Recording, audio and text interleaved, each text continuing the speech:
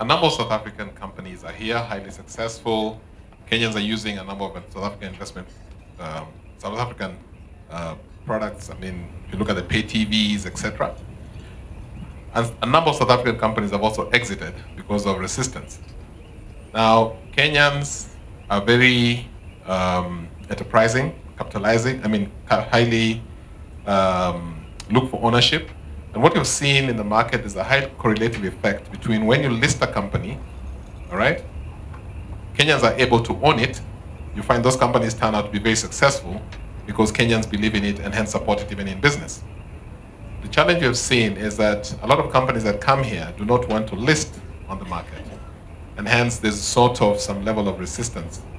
What is really the challenge, or what can you do as Pamoja Capital to encourage, if you're coming to do business in Kenya, also allow Kenyans to be part of your success story? And I think that alone will just create a very good relationship and even allow those brands to sell very well. Look, the South African culture is very different. And I think most of the companies that have come here have had to learn very quickly because, you know, there are some that thought that, you know, Kenya is a jungle somewhere and we're going to, you know, go tell them a new story. No, what we found is that, you know, Kenyans are doing okay. You know, all you need is scale, and that's what you tap into from the South African side, because there's good capital and good companies, and you know they're looking for good opportunities. Now, so even some of the companies that we are advising and bringing here to invest in Kenya. We're trying to encourage them. You know, it's not a takeover mentality. You know, it is a partnership mentality. And we've had a couple that are very successful. One of them, I think Jeff did the transaction Die Data when they acquired Access Kenya. And the other day I was at Die Data's year-end function, and they said that, you know, from an IaaS internet solution, which is the subsidiary that acquired Access Kenya, it's one of the best performing assets in the continent. So, so I think first of all, there's an element of schooling. You know, Kenya has a fantastic workforce, so you don't need to come and change the entire management, like we saw some company that exited do that.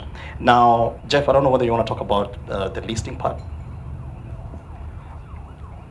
Thanks. That's a good question. I think now we've added the listing capability to our suite of solutions. Previously, we were not talking to clients about it, but I think going further, if you look at the companies which have done listings and have continued to grow, I just think of guys like Safaricom, KCB, which is largely owned by the public, both local and foreign.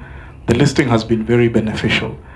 I think what we probably need to do is, especially for the asset management, to change the way maybe investors access the market, such that they go through asset managers. Because the biggest fear, even in some of the transactions, is I don't mind local shareholders, but if today I buy a company at 100, and then because there's a lot of trade held by retailers, then the price goes down to 60. Then I have to market down to 60. So I'm taking a write-off on my consolidated balance sheet. So we need to aggregate this vast amount of capital, which is sitting in informal hands, into the hands of managers, which is very much how South Africa is structured. So it's your asset manager who control big pools of capital, and they're the ones who make investment decisions on behalf of their retail client base. And then that way you have market stability. I'm just thinking at Pamoja Capital, we worked on the Stanley Brit about a year ago. The listing price was 20 shillings. Today it's trading at 11 shillings. Nothing is wrong with that portfolio. It's a good portfolio. There's cash flow. The cash yield today is almost 15–16%. Investors are not buying. It doesn't make sense. So I think the fear is more around the volatility of trading on the NSE. And so we really have to move more money and give managers